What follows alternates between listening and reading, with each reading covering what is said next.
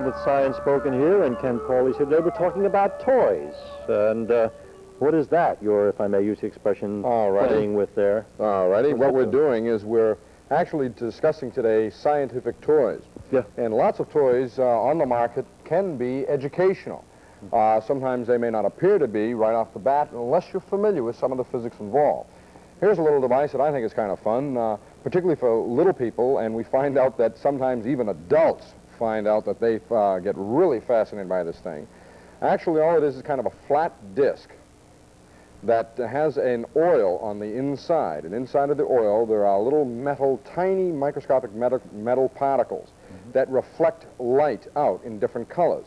And if you apply pressure to the back of it with your thumb, the color pattern will change. Now, it's not doing it with temperature, it's doing with pressure on the back, makes the thickness of the material thinner or thicker, depending, and as a result it reflects off all the different colors of the rainbow.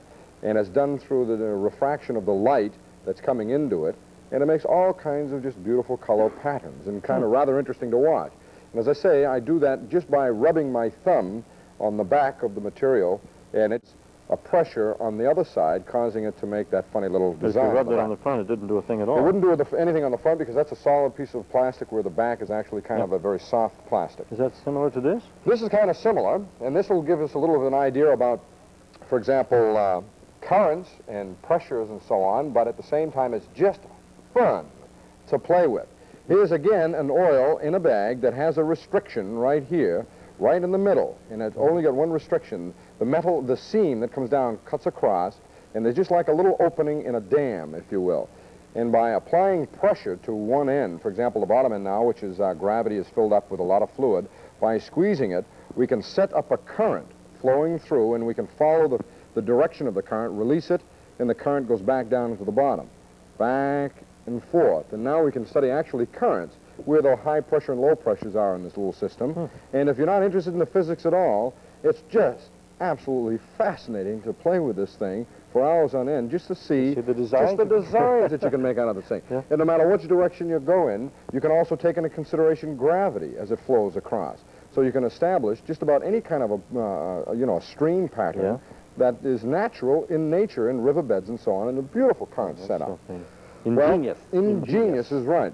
Another science toy that helps us to show a little bit about magnets, and one of the most difficult things with little magnets is the mysterious magnetic fields they create. You can't see them, and literally we can't feel any kind of a magnetic field. But indeed they do put it. The Earth puts off a magnetic field. And with a little liquid that has iron filings on the inside of it, these iron filings will be attracted by the magnet. If I put the magnet on it, we can see that it'll draw this liquid around on the inside because it's kind of like iron filings inside of a fluid. And you can make it mysterious for your friends by taking the magnet and bringing it around back, putting the magnet on, and all of a sudden you can create all kinds of neat little designs and patterns with your magnets from behind, and you can actually move this fluid around and have a lot of fun. But it also establishes magnetic fields, and you can see the way the magnet actually sends out its magnetic field all around it. And it gives you a little bit of a graphic way to see things.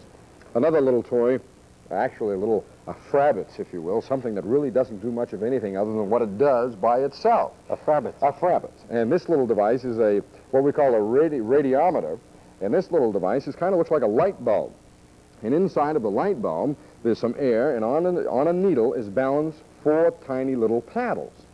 And when you turn on light, the actual light beam hits the little paddles and causes them to go around incessantly. Well, it's not the heat then, you're saying? No, it's not heat. It's actually light that's doing it. And if I shield this from the light, it'll slow down and eventually stop. So if you're in a dark room, it'll remain motionless. So if you put it in the window, at night nothing will happen unless you turn on a light in the house. And then during the day, the sunlight will just keep this thing going perpetually. It's as if it were a perpetual motion machine, as long as we understand that it takes sunlight or some kind of light in order to produce that.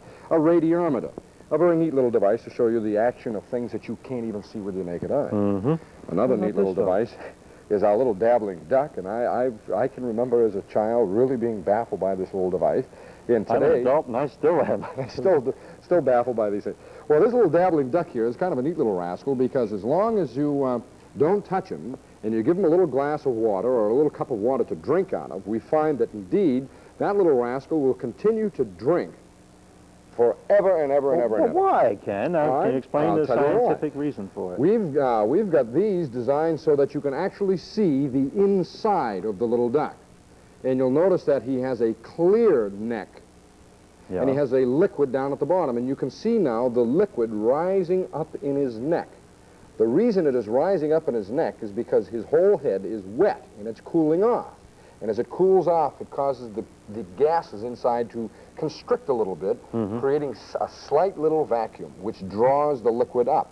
Once the liquid, when he finally dips down, all the way down to the bottom, come on, duck.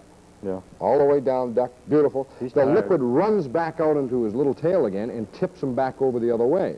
So indeed, here's a little device that can tip back and forth, using a liquid that's sensitive to pressure very easily, and as a result, he tips back and forth, Again, seeming like perpetual motion, though. Seeming like perpetual motion, It but really isn't. if we take away the water, so the evaporation on the head isn't there, he'd stop working. Oh. So actually, we have to keep adding to the system, like water and, of course, temperature. One of the neatest things that a lot of young people are always interested in, and if you find it difficult to figure out what to get somebody for at any time, young people really enjoy books. And as a matter of fact, a lot of people do not have even the most elementary kind of little science books around the house. And believe it or not, in the new paperback editions, books are extremely reasonable. And they're full of beautiful color pictures. And they're good to have around the they're house. good to have around the house. When a youngster comes in and says, I see a large black bird out in the backyard, what is it? A little science library at home is very Go inexpensive. right to your science library at home. Sure. All right, thank you very much, Ken. We're going to come back and discuss some more toys in just a few minutes. Right now, we have to leave. All right, let's get it right this time. We're going to leave for now. We're going to come right back, though. When we do, we'll look for you. See, you're supposed to go when But